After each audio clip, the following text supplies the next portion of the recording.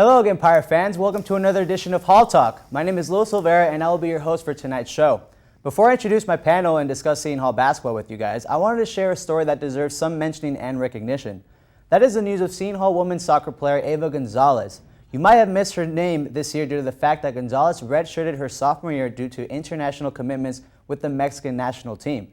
That's right, Gonzalez was busy competing in the Under-20 Women's World Cup in Papua New Guinea during the fall semester. She played in all of Mexico's matches in the tournament until they were eliminated in the quarterfinals by the United States. Well, Eva's talent was not ignored as she now has been called up to the senior squad of the national team. The team will be competing against mighty Canada in a friendly on February 4th in Vancouver. Gonzalez is now training with the squad until then, so that's great news for Pirate fans, and from all of us here at Pirate TV, congratulations and good luck to you, Eva. Now let's get started with the show, guys. You're watching Hall Talk.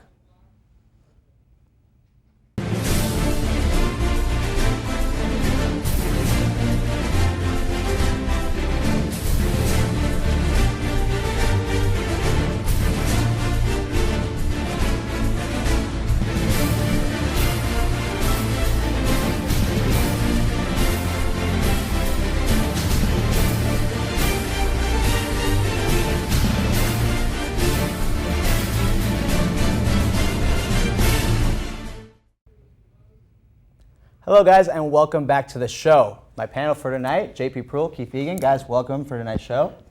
And let's start with men's basketball, but before we get into that, guys, you guys have to be a little patient. Keith, you were actually at the game, and you provided some post-game coverage with us along with Dylan Streetman, so how about we check that out? Yeah? Let's go check it out. We're here at the Prudential Center where Seton Hall just came off a tough loss against number 11 Butler. I'm Keith Egan. I'm joined by Dylan Streitman. It was a tough one for Seton Hall today, a slow start offensively to begin. It was 3-2 at the first media timeout, then 5-5 at the second. Then Butler kind of took over from there. Coming out of the second half, it was a different second half for Seton Hall. They came out a lot stronger. They had the lead with 6.5 remaining, but a big three by Baldwin and one by Savage, and Butler kind of took control from there. But it really, with all that, it still kind of comes back to the slow start. What kind of happened with Seton Hall there? Well, first of all, they started off 2 for 19 from the floor. Obviously, you don't want to come out of the gates like that. And they were 0 for their first 10 from downtown until Miles Powell hit a 3 late in the first half. And their offense, like you said, wasn't started. 2 points or 3 points at the first media timeout. Shots weren't falling, offense wasn't moving crisply, and that's going to eventually catch up to you in the end. What ways can the Seton Hall team kind of change that, get back on an offensive grind and put some more points on the board? Well, you have to look at your main players. First, you look at Angel Delgado, 12 points. Carrington and Rodriguez, they all had 12 points. You would like a little more production than that. Kadeem Carrington averaging up near 17 points a game coming in. He's been struggling the past few games with scoring. He also had no assist. You kind of want that to be up. But going back to Delgado, 22 rebounds was pretty impressive, but only 12 points. You kind of want more from him because he's your main inside weapon. So just more individual performances that have to be more productive. All right, thanks a lot, guys, or should I just say Dylan, since Keith, you are right here in the studio with us right now. So, JP, I want to start with you. You heard Dylan and his viewpoints on the first half, which was, to just forget. It was very hard to take in as a Seton Hall fan. But do you agree with him, or what's your reaction to his statements, especially the Kadeem statements? Now, I think Kadeem needed to play better. He's supposed to be one of the leaders of this team. Only 12 points and 4 of 17 shooting. That is not what we want him to do.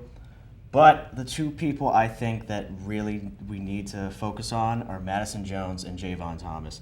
Point guard play is the Achilles heel of this team. I know we're all going to say free throws. I know, trust me. But 8 to 12 assist to turnover, it's not good. Very, very low efficiency. These two need to step up, especially they're supposed to be high defensive players. So that shows some on the offensive side, though. Keith, and now we head over to Angel Delgado. Dylan, I got to talk to you later about making him step up even more when he had consecutive 20 rebound games, first time ever in Big East, as you said. But do you actually think Angel should have done more, or does he actually need the support? Because lately, these past, 3, 4, maybe 5 games, it's been the Angel show. Mm-hmm. Absolutely. As a team, shooting under 30% cannot be acceptable. And Delgado having 20 rebounds in back-to-back games, first time in Big East history, as we mentioned in the post game. But it really comes down to someone had to take over. It could have been Kadeen. We've been waiting for Kadeen to take over at some point this year. And we've also been waiting for maybe a point guard to step in, either Jones, Thomas, to do something. And with the shooting, with even Powell as well, someone had to shoot better. Someone had to step up and make the plays. They just looked sloppy. They weren't able to get in sets. They weren't making anything happen. The offense was just kind of sloppy all around, dropping passes, missed shots. And if we take away the starting five and Miles Powell, only 1 point the rest of the team. That's got to improve. It's definitely a scary stat. Guys, you mentioned Miles Powell, and we know how much talent this team has. They were able to come back and actually take the lead at one point with the Powell 3, and that's when you thought, finally he's passing the freshman slump or his first test. But he hasn't really shown up. JP, when is Powell going to show up, or must he show up? What's going on? Well, hopefully he does. But until we see something, we're going to expect 9 points a game from him. That's great for a coming off the bench freshman. Let's remember that. He had such high expectations. Let's keep it low. He's only a freshman.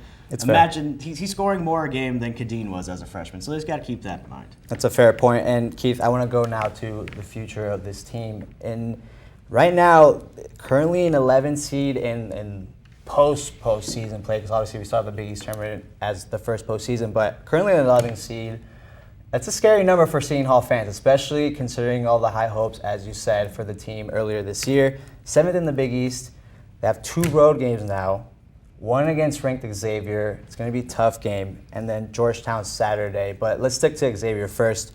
Do you really think this team can climb up the leaderboard in the Big East, or should we wave goodbye to postseason hopes? I think we have to stay faithful for right now. They have the opportunity to do something. They have games against ranked opponents. In the Big East, every team is good. So every game is an important one. Every game you have a chance to build your resume. Xavier is a good team, but one thing about the Xavier game is now they have a week to prepare. A lot of what they have talked about, a lot of what Willard has talked about is having the quick turnarounds. And he's been right at some times. I think that Butler, they had enough time. You're at home, you're on a winning streak, but now you have your week. You have a week to rebound, to get ready for a ranked team. So we hope to see them take care of that. I'm sure Angel Delgado will be the one rebounding, as he's leading the nation now in average rebounds per game. That's quite a stat. Quickly, guys, what are the results at Xavier? I think they can pull it out. Gaston's really the only big on X. So I think just keep going down low. They could pull it out. Keith, what do you think? I would have to agree. I think that they have the ability to, whenever they come off of these long breaks with practices, they come out strong. They did it against St. John's with a week off. So it's really now or never. So as any Seton Hall fans have to be positive that this is their chance to make it happen. This is their chance to get this start going that would lead them to a better seed in the tournament. Well, I'm glad there's a few of us that are still getting high hopes for this team. I will say that this Xavier game will be too tough, but after that, I think finally this team will wake up, maybe get some magic of last year, and hopefully they take it out all the way to the Big East tournament and possibly the NCAA. Now, guys, move on to women's basketball. In the middle of their 4-game homestand, they already played 2 last weekend. They split the series 1-1, a win against Providence, which was huge. We talked about that last week. And then a tough overtime loss against co-Big East favorite Creighton at home. But now, guys, this team is 2-7 in Big East record, and they're facing their next 2 games against teams with the same record of 2-7. Coach Bozzella is getting such a big opportunity to climb up the standings. First Xavier Friday night, and then hosting Butler on Sunday afternoon. Guys, have you seen improvements from this team? Are you expecting even more improvements, or are you seeing what you expected from this team? JP, I'll start with you. Well, the thing I always like to highlight with the women's team, you and I have had this discussion plenty of times, is turnovers. Keep the turnovers down. They can definitely pull these ones out. I'm not sure if they can. They're averaging 18.5, Yes. roughly. Yeah, that's what they had last game. That's a lot, and they really hold on to the ball. Hold on to the ball. If they do that, I think they take them both. If not, we'll see. Keith, they're trying to get a revenge from the previous game against Xavier this year. They lost the game, first loss in the Tony Brazella era. Do you need to find a true leader in this team? Because we haven't really seen that. First, it was Kwani Jackson earlier in the year. Then Kayla Hilaire was like the up-and-coming freshman phenom. But it's sort of been balanced out. And yeah, sometimes you like a balanced squad, but it hasn't really gotten the results. So is this team lacking, Keith, a star player, or does this team just have to grow together? I mean, it is a young team. It is a very young team, and they're learning as they go along. The turnovers, they play very aggressive defense, very well in steals, but the turnover ratio still isn't there, which is surprising since they are so good in steals. But on the floor, I think they just got to grow together. But I would look for a leader, as an emotional leader, like the seniors, also Gordon, Lundberg. They could step up and have maybe more of a emotional role on this team. And like they were in the tournament, they know how to win in the Big East. So with these young players on the team, someone's got to guide them on the way, and they could be the leaders for them. JP, it's kind of asking a lot it's asking a lot from this team to make anything deep in the run. They're starting the second half of Big East play, but yes, you want them to win, but it is asking a lot from them, especially in the Big East tournament, isn't it? That's up here. I think we should be shooting around right here. They just need to improve. That is what this season. This is a rebuilding year. No one had the high, lofty expectations. They just need to get to work, play good basketball, and they can improve. And next year, let's see where they get there. But as of right now, just improve. So since women are playing 2 games this weekend, I will ask you guys what the record's going to be and who are you guys looking to perform this weekend in both games. I'll let you guys decide. JP, I'll go first with you. So I don't know about this team because they are different every night in a sense. Right. So I'm just gonna go 1-1. I'm gonna play it Really? safe. Okay. You don't want to throw in a little bit more chips in there? Come on. I'm playing it safe. Okay. That's what I'm here to do. Play it safe. Okay. But I'll have them beat Butler, losing to Xavier, and I really want to see the Bird step up, get all the rebounds she can get. You have some Angel numbers, right? Keith, now is Seton Hall going to have a bad Friday night, happy Sunday afternoon? What do you think? I'll put in a little more chips than JP. I think that they can win both of these games. I like that. I think that they play a lot better at home. They played Creighton very tough at home. I think Butler they can definitely take care of. They're not great at rebounding, and they turn the ball over. Seton Hall can steal, and they're not good at rebounding either. So playing at home, I think they have that advantage. Xavier's definitely going to be tougher. I do think that one will come really down to the wire, and it's going to be probably going either way the whole time. But I think that with the home court advantage, they'll be able to pull some of these out and hopefully use these to build, use these to get going. Because what he said, I don't think you're going to expect to see this team at the top, but striving for the middle, get out of the bottom, try to make moves, and get these young girls some experience. Well, it's always a for sure thing that this Seton Hall women's basketball team will have exciting games, especially down the stretch with such close encounters against their Big East opponents. Well, that's all the time we have. I want to thank JP Pruill, Keith Egan for not only tonight here in the studio, but also your post-game recap with Dylan.